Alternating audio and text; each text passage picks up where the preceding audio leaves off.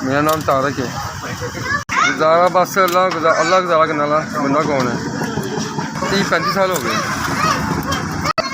ऐसे कोई 300 रुपये लग जाते हैं, 300-400 रुपये बस। भाजी छोटे छोटे बच्चे हैं, थोड़ा सौदा लाया है कि लभना तो सामने ही हादसा है।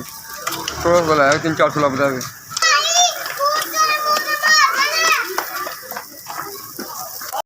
गरीब बंदे हैं, गुजारा होंदा है मुश्किल पे पिछले रोटी लभदी बस के लिए। थोड़ा कोई गुजारा होगा तो घर उधार देंगे काम। नहीं रात नहीं गई भाई, पैसे अपने सौदा लाई दा कोई होर कदे 5-7 हज़ार होर बंदा सौदा उधार लैंदा। ठीक है जी, माड़े बंदे मुश्किल गुजारा होंदा पे।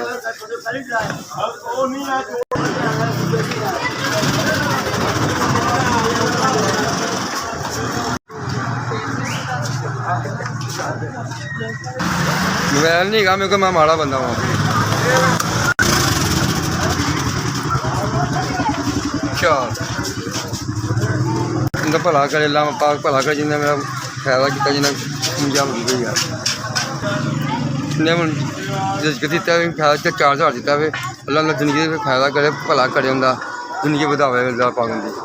SBS साड़ी बड़ी मेहरबानी, तेरा भला किया।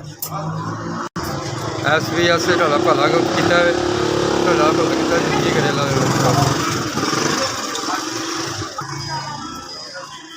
SBS भला करे, मेहरबानी तो भला किया। आई बात।